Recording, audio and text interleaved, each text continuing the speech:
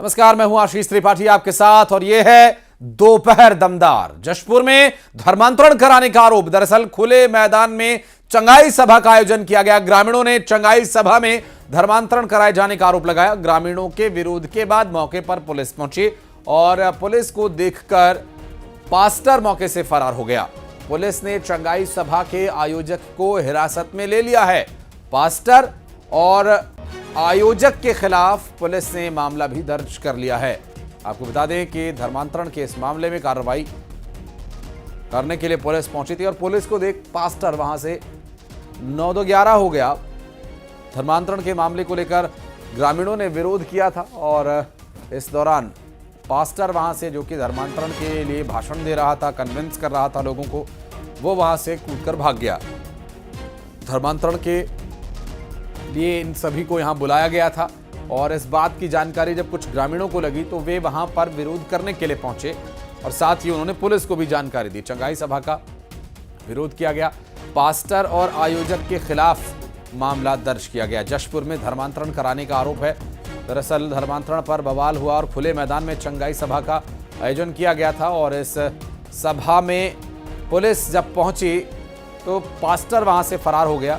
हालांकि ग्रामीणों ने इस बात को लेकर विरोध जताया है और पुलिस से शिकायत भी की है। इस तरह के धर्मांतरण के मामलों को रोकने के लिए, इसकी रोकथाम के लिए पुलिस से मदद की गुहार भी ग्रामीणों ने लगाई है। खुले मैदान में चल रही चंगाई सभा के खिलाफ अब क्या कुछ कार्रवाई होगी? दीपक सिंह हमारे सहयोगी इस वक्त मौजूद है हमारे साथ। दीपक, क्या था पूरा मामला और अभी क्या डिटेल्स मिल पा रही है इसको लेकर? मैं आपको बताऊं कि दोकड़ा चौकी क्षेत्र के करमटोली गांव में खुले मैदान में चंगाई सभा चल रही थी और ग्रामीणों का आरोप है कि उस चंगाई सभा में कई लोगों के धर्मांतरण की कोशिशें की जा रही थी और इसी मामले की सूचना जो है ग्रामीणों ने पुलिस को दी, जिसके बाद पुलिस मौके पर पहुंची और पुलिस को देखकर जो है वहां पर कार्यक्रम समाप्त कर दिया गया और वहां पर जो पास्टर मौके पर था वो मौके से फरार हो गया और इस मामले में जो आयोजक है पुलिस ने हिरासत में उसको लिया है। फिलहाल पुलिस ने 2 लोगों के खिलाफ मामला दर्ज किया है और पुलिस की विवेचना भी जारी है। बहुत शुक्रिया दीपक आपका इस पूरे मामले पर जानकारी के लिए। और बलरामपुर से बड़ी खबर आपको बता दें, धर्मांतरण घर में करवाने का आरोप है। हिंदू संगठन को जानकारी मिलने के बाद यहां हंगामा हुआ। सूचना मिलने के बाद पुलिस मौके पर पहुंची और 5 लोगों को हिरासत में लेकर पूछताछ की जा रही है। बलराम कोतवाली थाना क्षेत्र का यह पूरा मामला है।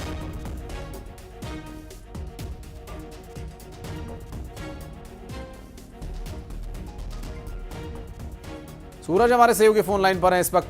सूरज, क्या है आखिर ये पूरा मामला? जी आशीष, मैं बता दूं कि बलरामपुर जिला मुख्यालय के वार्ड क्रमांक 3 का यह पूरा मामला है, जहां पर बीती रात कुछ लोगों के द्वारा घर में ईसाई मान्यता के अनुसार पूजा पाठ कराया जाता। जैसी इस बात की जानकारी हिंदू महासंघ को लगी, उनके द्वारा इसकी तत्काल सूचना पुलिस को दी गई और मौके पर काफी हो हल्ला बवाल भी मचाया गया। जिसके बाद पुलिस मौके पर पहुंची और 5 लोगों को अपने हिरासत में लिया और उनसे पूछताछ करी। आपको बता दें कि इस मामले पर जब हमने अतिरिक्त पुलिस अधीक्षक से बात की तो उनके बताए अनुसार कि इन लोगों के द्वारा उनके घर में घुसकर पूजा पाठ कराई जा रही थी, जिस पर विश्व हिंदू महासंघ के द्वारा आपत्ति जताई गई, ज्ञापन सौंपा गया, जिसके बाद इनको हिरासत में लेकर इनसे पूछताछ की जा रही है। उनका कहना है कि अब पूछताछ के बाद जो तथ्य सामने आएंगे उसके आधार पर आगे की कार्रवाई की जाएगी। बहरहाल पुलिस ने 5 लोगों को भी अपने हिरासत में रखा और अभी भी उनसे पूछताछ जारी है। जी, बहुत शुक्रिया आपका इस जानकारी के लिए सूरज। और दुर्ग से भीषण खबर आई, जहां बड़ी खबर यह है कि फैक्ट्री में भीषण आग लगी है और आग से लाखों के सामान की जलने की जानकारी मिल रही है। भिलाई के हथखोज स्थित शिवम इन्फोटेक की यह घटना जामुल थाना क्षेत्र का पूरा मामला बताया जा रहा है।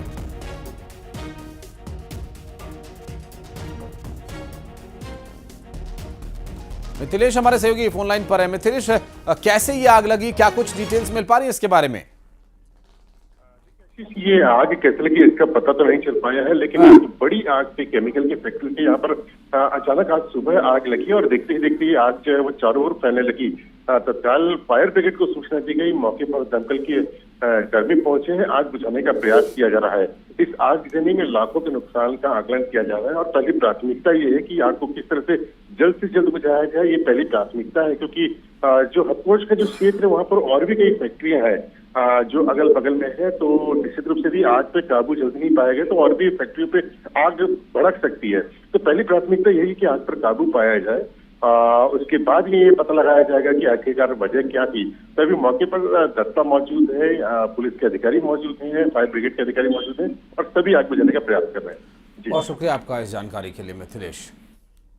और आग लगने के कारण अभी तक पता नहीं चल पाए, जैसा कि मिथिलेश बता रहे हैं। अभी फिलहाल आग पर काबू पा लिया गया है और वहां पर कुछ व्यवस्थाओं को ठीक किया जा रहा है। जैसे कि आग लगने के बाद स्थिति आप देख ही सकते हैं कि कितना अव्यवस्थित वहां सब कुछ हो गया था और वहां से जो जलने के बाद अवशेष बचा है उसे हटाया जा रहा है, सामान्य किया जा रहा है परिस्थितियों को। कोरबा में चल रहा बुलडोजर, अब जहां नेशनल हाईवे के पास अवैध कब्जे पर बुलडोजर चला, प्रशासन और पीड़ित परिवार में काफी देर तक बहसबाजी हुई। कार्रवाई से पहले नोटिस थमा दिया गया, बाकी कब्जा हटाने के लिए 4 दिन का अल्टीमेटम दिया गया और अल्टीमेटम दिया गया। मौके पर राजस्व विभाग और पुलिस बल भी मौजूद रहा। अब्दुल असलम हमारे सहयोगी इस वक्त हमारे साथ मौजूद हैं। अब्दुल, काफी देर तक ये खींचतान यहां पर चलती रही, अभी क्या स्थिति है? क्या कब्जे को हटा दिया गया है या कुछ और मोहलत दी गई है पीड़ितों को? जी आपको बताऊं कि ये पौड़ी पुरोड़ा ब्लॉक का मामला है, जहां हाईवे के किनारे जो है कुछ लोगों द्वारा बेजा कब्जा किया गया था। उसको लेकर प्रशासन ने नोटिस भी पहले जारी किया था और जब तोड़ने के लिए वो मौके पर पहुंचे तो वहां पर जिनके द्वारा बेजा कब्जा किया गया था वो उनके और प्रशासन के बीच बहसबाजी बहुत देर तक चली और कुछ जो बेजा कब्जा है उसे तो हटाया गया है वहीं, और जो बेजा कब्जा उसको नोटिस दिया गया है और 4 दिन का अल्टीमेटम दिया गया है। बहुत शुक्रिया अब्दुल आपका इस पूरे मामले पर जानकारी के लिए। और मुरैना में पैसों के लेन देन को लेकर मारपीट हो गई। 4 से 5 लोगों के बीच मारपीट का यह मामला, ठेला व्यवसायी के साथ मारपीट हुई है। 2 आरोपियों के खिलाफ मामला दर्ज कर लिया गया है। जौरी रोड का, सिविल लाइन जौरी रोड का यह पूरा मामला बताया जा रहा है। 2 आरोपियों के खिलाफ मामला दर्ज किया गया। आपको बता दें कि सिविल लाइन के जौरी रोड का यह पूरा घटनाक्रम बताया जा रहा है, जिसमें कि सीसीटीवी वीडियो में पैसे के लेन देन में हुई मारपीट की तस्वीर भी सामने आई है। अमित हमारे सहयोगी जुड़ गए हमारे साथ। अमित, कौन हैं ये लोग? मारपीट के पीछे जो कारण है वो पैसे का लेन देन बताया जा रहा है। क्या पुलिस में भी इसके बारे में शिकायत दी गई है? क्षेत्र के जौरी रोड का है, जहां पर ठेला व्यवसायी था एक, उसकी ही कॉलोनी निवासी कुछ लोगों ने उसके साथ आकर के मारपीट की। मारपीट का कारण यह है कि कुछ दिन पहले ठेला व्यवसायी ने इन्हीं जो आरोपी हैं उनसे कुछ पैसे उधार लिए थे और उसके बाद जब वो पैसे समय पर नहीं लौटाए गए, इसी बात को लेकर के मारपीट की गई। मारपीट पूरी घटना जो सीसीटीवी पास में लगा था उसमें कैद हो गई है। उसमें साफ नजर आ रहा है 4 से 5 आरोपी हैं, वो सड़क पर डाल करके ठेला व्यवसायी के साथ जम करके मारपीट कर रहे हैं। बहरहाल सीसीटीवी के आधार पर पुलिस ने 2 नामदर्ज आरोपियों के खिलाफ मामला दर्ज कर लिया है और उनकी तलाश शुरू कर दी है। बहुत शुक्रिया अमित आपका इस जानकारी के लिए।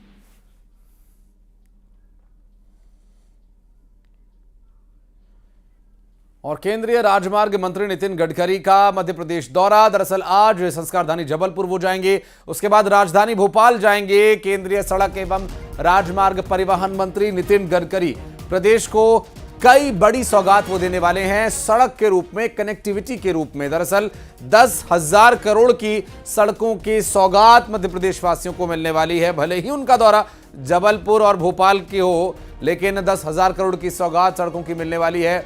724 किलोमीटर लंबी 24 सड़क परियोजनाओं का लोकार्पण और शिलान्यास करेंगे केंद्रीय मंत्री नितिन गडकरी, जो कि जबलपुर पहुंच गए हैं। ऐसी जानकारी अभी मिली।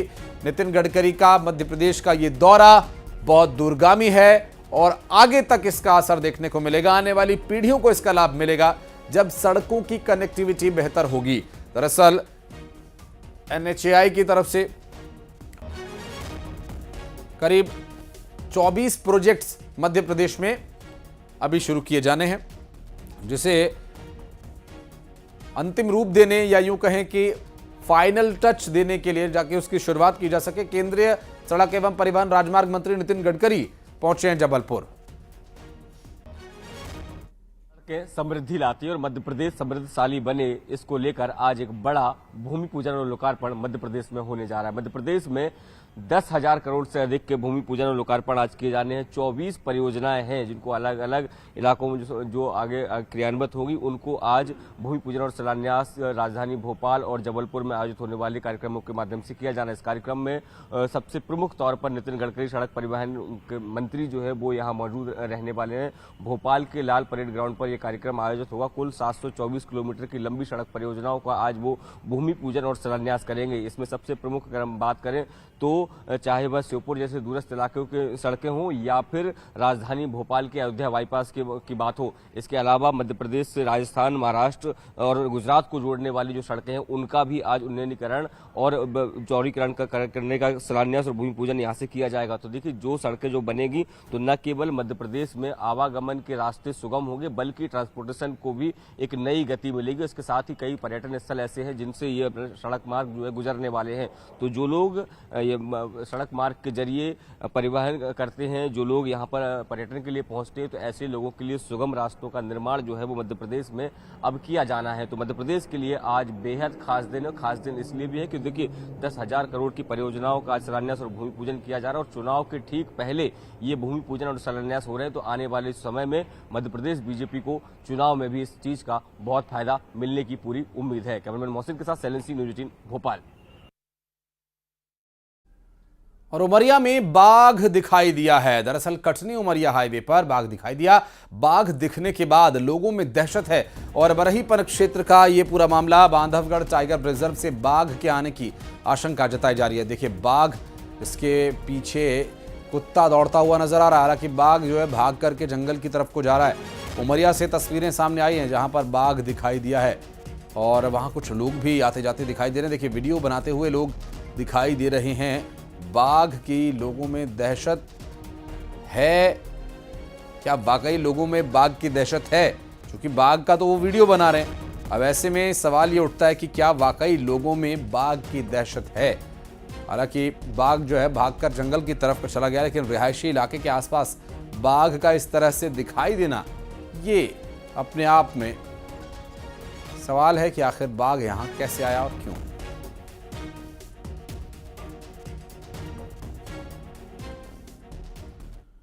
और रतलाम में 13 साल के एक लड़के मंगल डांगी की हार्ट अटैक से मौत हो गई। दरअसल खारवा कला गांव के रहने वाले और 7वीं कक्षा में पढ़ने वाले मंगल डांगी स्कूल के एक कार्यक्रम में बाल हनुमान का अभिनय कर रहे थे। राम मंदिर की प्राण प्रतिष्ठा के दौरान भी उसने बाल हनुमान का किरदार निभाया था। परिजनों की माने तो रात करीब 3 बजे उसकी तबीयत बिगड़ी। मंगल को वॉमिट यानी उल्टियां हुई और उसे नागदा के अस्पताल में ले जाया गया, लेकिन जब तक उसे हॉस्पिटल लेकर पहुंचे तब तक काफ़ी देर हो चुकी थी। डॉक्टर्स ने उसे वहां पहुंचने के बाद मृत घोषित कर दिया। आपको बता दें कि 3 भाइयों में सबसे छोटे मंगल डांगी के असमय निधन पर पूरा परिवार शोक में है। अब सवाल ये उठ रहा है कि छोटी उम्र के बच्चों को हार्ट अटैक जैसी समस्याएं क्यों आ रही हैं, कैसे आ रही हैं? अब हार्ट अटैक से नौनिहालों को कैसे बचाया जाए? सतना में बेजुबानों पर अत्याचार हो रहा है। 15 दिन में एक बाड़े में बंद गौवंशों ने खाने पीने की कमी से 6 ने दम तोड़ दिया, जिनकी मौत हो गई। दरअसल अमरपाटन मार्ग में चौराहटा गांव का यह पूरा मामला है। शिवेंद्र हमारे सहयोगी फोन लाइन पर हैं। शिवेंद्र, बेजुबानों पर यह जो अत्याचार हो रहा है, ये प्रशासन की नजर इस पर क्यों नहीं पड़ती है? कौन है इसके लिए जिम्मेदार? जिले में और रीवा जिले में गौशालाएं तो खुली हैं, लेकिन वहां पे गौवंश नहीं है और जो किसानों की फसल को नुकसान होता है, तो ऐसे में आवारा जानवरों को ग्रामीण कहीं न कहीं बाड़े में बंद कर देते हैं। ये चौराहटा जो बेला और मार्ग में है, यहाँ पे करीब 50 से ज्यादा गौवंश को 15 दिन से एक बाड़े में बंद कर दिया गया है, जहाँ से भूख प्यास से तड़प कर गौवंश मर रहे हैं।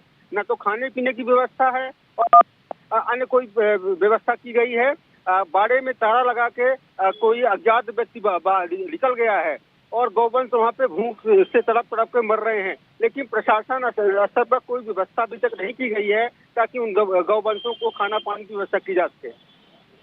बहुत शुक्रिया आपका इस पूरे मामले पर जानकारी देने के लिए शिवेंद्र।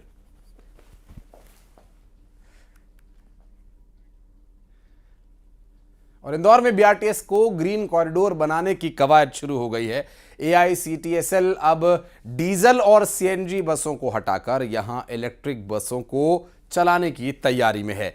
एआईसीटीएसएल ने इसके लिए 80 नई बसेस का ऑर्डर दिया है। इसमें से 30 बस बीआरटीएस कॉरिडोर से चलाई जाएंगी और इंदौर बीआरटीएस पर फिलहाल 49 बसों का संचालन हो रहा है, जिसमें 29 बस सीएनजी की हैं, 20 डीजल की हैं और अब एक नई कवायद। इंदौर देश का सबसे स्वच्छ शहर जो अब एक नए दौर के साथ तेजी से आगे बढ़ रहा है। अगर इंदौर की बात की जाए तो इंदौर अपने नए नवाचार के लिए पहचाना जाता है।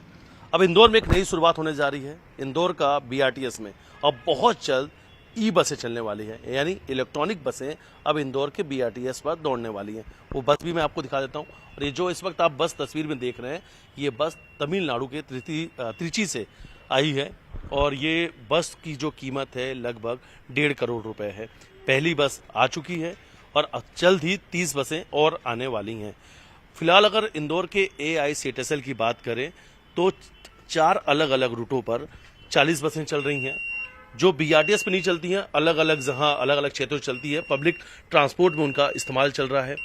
इसके अलावा अब 80 बसें और आने वाली हैं और 80 बसों में से जो 30 बसें हैं वो 30 बसें बीआरटीएस पर चलेंगी। अब इस बस की खासियत है कि इस बस से अगर आप सफर करते हैं तो आपको इसमें जो स्पीड ब्रेकर है उसका एहसास नहीं होगा। तमाम जो व्यवस्थाएं, जो सुविधाएं इस बस के अंदर मौजूद हैं, पूरी तरीके से ये एसी बस है, वातानुकूलित बस के साथ में फायर अलार्म लगा हुआ है, ऑटोमेटिक गेट है, सेंसर लगे हुए हैं, कैमरा लगा हुआ है गाड़ी के अंदर। तो सुरक्षा का भी ध्यान रखा गया है और सुरक्षा के लिहाज से ये बस काफी बेहतर है, जिसकी कीमत करीब 1.5 करोड़ रुपए है।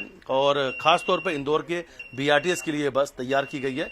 ग्रीन कॉरिडोर की तरफ इंदौर तेजी से आगे बढ़ रहा है और बहुत जल्द एक लौता ऐसा कॉरिडोर होगा, एक ऐसा कॉरिडोर बनने जा रहा है जिसमें पूरी तरीके से चलने वाली जो बसें हैं वो ग्रीन एनर्जी पर आधारित होंगी। यानी ग्रीन कॉरिडोर के लिए बीआरटीएस पर अब बहुत जल्द ई बसें दौड़ने वाली है। वीडियो जर्नलिस्ट संजय बुआ के साथ मिथिलेश गुप्ता, न्यूज़ 18 इंदौर। और सतना में बेखौफ बदमाशों ने मैरिज हॉल में देर रात जमकर विवाद किया। दर्जनों की संख्या में दबंग यहां पर पहुंच गए और हंगामा करने लगे। लोगों पर पत्थर से हमला करने का भी प्रयास किया गया। मारपीट में 2 लोग घायल हुए हैं। दरअसल ये कोलगवां थाना क्षेत्र का मामला बताया जा रहा है, जहां लोगों पर पत्थर से हमला किया गया। मैरिज हॉल में जमकर विवाद हुआ। सतना में बदमाशों के बेखौफ अंदाज को देखिए। दर्जनों की संख्या में दबंग यहां पहुंच गए और लोगों पर पत्थरबाजी करने लगे। हमला करने का प्रयास भी यहां किया गया। 2 लोग इसमें घायल हुए बताए जा रहे हैं।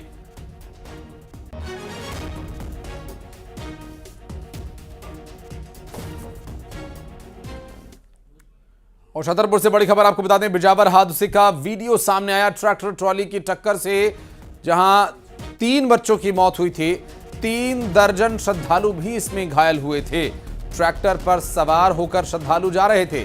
आपको बता दें कि 3 बच्चों की मौत हुई थी और अब इस पूरे मामले में इसका वीडियो हादसे के बाद का सामने आया है, जहां आपको वीडियो हालांकि हम पूरा स्पष्ट तौर पर तो नहीं दिखा सकते, लेकिन हादसे के बाद की स्थिति क्या रही ये आप जरूर देख सकते हैं। ट्रैक्टर ट्रॉली की टक्कर की वजह से 3 बच्चों की मौत हो गई थी, 3 दर्जन श्रद्धालु भी घायल हो गए थे। ट्रैक्टर पर सवार होकर ये सभी जा रहे थे।